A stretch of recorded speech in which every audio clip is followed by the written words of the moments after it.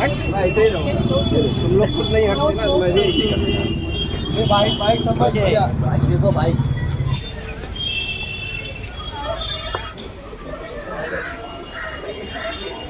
लागलाच पाहिजे मला असं वाटतं. तर त्याचंच तुम्हाला निवेदन द्यायचं होतं फक्त, की कारण महाराष्ट्राला असं दंगेसारखं आपल्याला माहोल क्रिएट नाही करायचं आहे.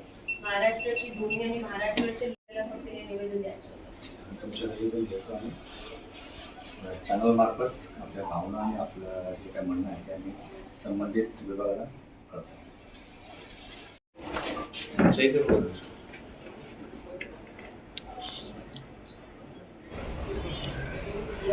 किया गया है, इस पर आप क्या कहना चाहोगे? तो यहाँ पे आप सब लोगों की तरफ से मर्जिया पटेल मैडम ने जो हमको मेमोरेंडम दिया है, उसका कानूनी तौर पे हम लोग जो इस पर एक्शन लेने वाली एजेंसी है वो एजेंसी की तरफ ये हमारा मेमोरेंडम प्रॉपर चैनल भेजा जाएगा, ताकि उसके ऊपर जो इन्होंने डिमांड की है उसके ऊपर कोई एक्शन हो जाए। जी आज मुमरा पुलिस स्टेशन में आप आए थे विशालगढ़ हिंसा को लेके, जो आपने मेमोरेंडम दिया है एसीपी को लेकर, वो क्या कहना चाहिए? देखिए, आज बहुत बड़ा दिन है, मुहर्रम का दिन है, लोगों के रोज़े हैं, तो इसलिए हम लोगों ने एक ऑर्गेनाइज्ड फॉर्म में मेमोरेंडम एसीपी सर थे उनको दिया है, क्योंकि किसी को तकलीफ़ नहीं देनी थी। आज त्यौहार का दिन है, आज मुहर्रम है, तो पर जो कोल्हापुर में विशालगढ़ फोर्ट के पास जो हिंसा का प्रदर्शन हमको देखने को मिला है सोशल मीडिया और न्यूज़ चैनल्स के तहत, तो ये इतना हर्टिंग है, इतना ज़्यादा बुरा है कि ये जानना ज़रूरी है कि हमारा देश कॉन्स्टिट्यूशन पे चलेगा कि लोगों की मनमानी पे चलेगा। देश में तो बहुत सारी चीज़ें गलत हो रही है, तो क्या सब लोग निकल पड़े तोड़ फोड़ मचाने के लिए, गुंडागर्दी करने के लिए? शासन प्रशासन सरकार से मेरा ये क्वेश्चन है कि इतने लोग वहाँ पर पहुँचे कैसे, और इतने लोग वहाँ पे पहुँच के इतना हिंसा कैसे? वहाँ पे लोगों की दुकानें टूटी, वहाँ पर लोगों के मकानों पे कार्रवाई की गई, मस्जिदों पे चढ़ के तोड़ा गया। तो आप ये जानना है कि उन पे पहले तो एक्ट कौन से लगाए हैं आपने, क्योंकि ऐसे तो कोई भी सरकार को सवाल करता है तो उन पे टेररिस्ट एक्ट लग जाते हैं, उनको टेररिस्ट घोषित कर दिया जाता है, और जो स्टेट की पीस को और जो स्टेट की जो एकता है उसको खराब करने की कोशिश कर रहे हैं। आप उन पे मकोका लगाएंगे ना, क्योंकि जो सरकार है उनका ये स्टेटमेंट है कि अगर वहाँ पे कोई इलीगल एनक्रोचमेंट है तो हम उस पर कार्रवाई करेंगे। ऑफकोर्स आपको करनी पड़ेगी, क्योंकि केस तो ऑलरेडी हाई कोर्ट में चल रहा है ना। जब हाई कोर्ट में विशालगढ़ के वहाँ का जो इलीगल एनक्रोचमेंट है उसका केस जब ऑलरेडी हाई कोर्ट में चल रहा है, और जो विशालगढ़ फोर्ट है ना वो आर्कियोलॉजिकल डिपार्टमेंट में ऑलरेडी है, तो ये सारी चीज़ें जब ऑलरेडी उस पर है तो डिपार्टमेंट का सारा रोल होता है वहाँ पे। लोगों को इतनी राइट कैसे मिल गई कि वो जाके सही और गलत का फैसला करे, लॉ अपने हाथ में ले? ये तो उनको कैसे, किसने राइट दे दिया ये उनको महाराष्ट्र में कि वो ये दंगे मचा सके? किसी के भी धार्मिक दल को, चाहे वो चर्च हो, मंदिर हो, मस्जिद हो, गुरुद्वारा हो, कुछ भी हो, आपका कोई राइट ही नहीं बनता है कि आप जाकर के वहाँ पे कोई दंगे का या एक दूसरे में विवाद पैदा करने का कोई भी माहौल क्रिएट करे।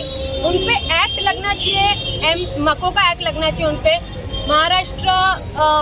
महाराष्ट्र का जो ऑर्गेनाइज्ड कंट्रोल एक्ट है वो लगना चाहिए उनके ऊपर, और दूसरा उनके ऊपर आईपीसी का 153A जो एक्ट है, जो भी रिलीजन में बीच में तोड़-फोड़ करने के लिए, दो धर्म जात के लोगों को झगड़ा करने के लिए, और जो मको का एक्ट है वो ये एक्ट है कि एक पूरा प्लान प्लॉट करके कहीं का माहौल ख़राब करे, तो ये दोनों एक्ट तो उन पे लगने चाहिए। एंटी टेररिस्ट एक्ट भी उन पे लगने चाहिए, तो मुझे, क्योंकि कम से कम 3 से 5 साल की उनकी सज़ा होती है, फाइन होता है, तो ये सारी चीज़ें उन पे लगनी चाहिए। लोकसभा चुनाव खत्म होने के बाद में महाराष्ट्र में जो ऐसी हरकतें शुरू की गई है, तो कहीं ना कहीं ये पॉलिटिकल स्टंट है, आप ऐसा कह सकते हैं? ऑफकोर्स पॉलिटिकल स्टंट है, क्योंकि लोकसभा में उनको महाराष्ट्र से अच्छा रिजल्ट नहीं मिला, तो आप महाराष्ट्र की जनता को पनिश करने की कोशिश कर रहे हैं इस तरीके से, दंगा कराने से, क्योंकि विधानसभा आपके सर पे है, तो आप वोट पोलराइजेशन कराने की फिराक में हैं। पर हमारा देश इस बुक से चलेगा जो डॉक्टर बाबा साहेब अम्बेडकर की मेहनत से लिखी गई है, जो हमारा संविधान है, कॉन्स्टिट्यूशन ऑफ इंडिया, इससे हमारा देश चलेगा। और जो इस बुक को मानते हैं, जो इस बुक पे चलते हैं, वो हमारे देश में, हमारे राष्ट्र महाराष्ट्र में ऐसे दंगे फसाद और ऐसे माहौल को बिल्कुल एनकरेज नहीं करते हैं, और उसके खिलाफ ही है। कोई भी धार्मिक दल पे झगड़े करने का, कोई भी धार्मिक दल पे झगड़े फसाद करने का किसी का कोई भी हक नहीं। अगर उन लोगों को सजा नहीं दी गई तो आपका अगला कदम क्या होगा?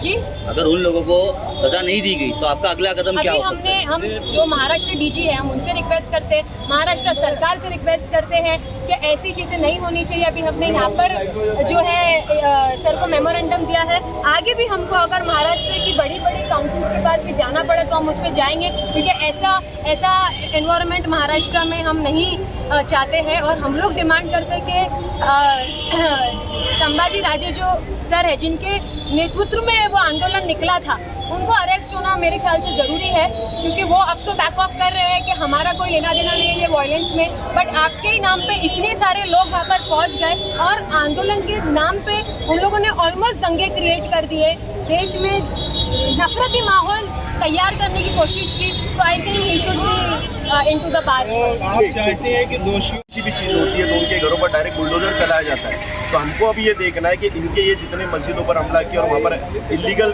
और जो कोर्ट में मैटर चालू है उसको उनको हक किसी ने नहीं दिया कि वो वहाँ जाकर कोर्ट के मैटर को अपने हाथ में ले। प्रशासन वहाँ पर बैठा है, प्रशासन को जिम्मेदारी में चलता है नेतृत्व में।